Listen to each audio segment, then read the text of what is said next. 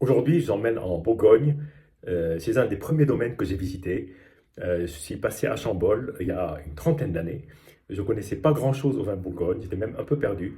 Et je vois mon patronyme dans le village, Roumier, et je me dis, ah, ben voilà, il faut que j'aille visiter le vigneron. Alors il y avait deux vignerons, deux maisons, il y avait Georges Roumier, Hervé Roumier, et comme mon prénom commence par un H, je suis allé chez Hervé.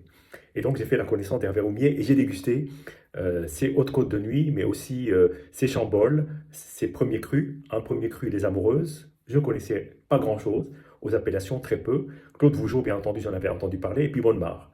Puis j'étais assez surpris de me rendre compte qu'en fait, le meilleur vin de tous n'était pas un grand cru, c'était un premier cru. À l'époque, je ne savais pas ce que valaient les Amoureuses. Donc c'était un premier cru des Amoureuses, 91. J'en ai encore dans ma cave que je partagerai ici.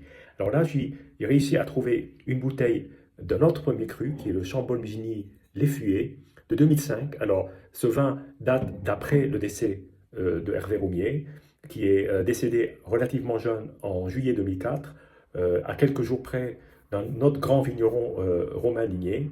Et cette bouteille-là, je ne savais même pas que ce premier cru existait dans la famille Roumier. D'ailleurs, les fûts n'existent plus aujourd'hui et ils ont dû être cédés, vendus à un autre vigneron, peut-être le domaine Millier, je ne sais pas. En tout cas, il n'y a plus d'amoureuses non plus qui ont dû être récupérées par la famille Roumier. Donc, une occasion assez rare de goûter ce 2005 dans un cru qui est assez rare.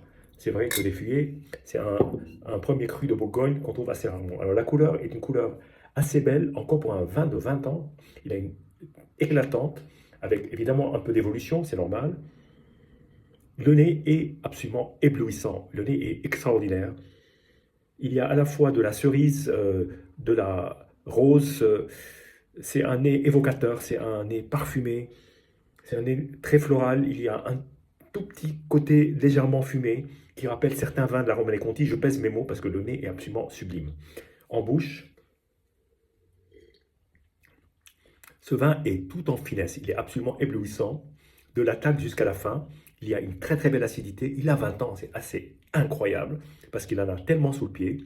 Il y a ce côté rose qui ressort, côté fruit, euh, avec une petite note acidulée qui est absolument superbe. Et puis il y a ce côté-là de développement, d'évolution, tout en dentelle, jamais trop puissant, mais une très belle matière et surtout une immense longueur en bouche. C'est une merveille. La seule défaut de ce vin, c'est que je ne suis pas sûr d'en retrouver, parce que c'est une cuvée très très rare. Je vous dis santé et à bientôt.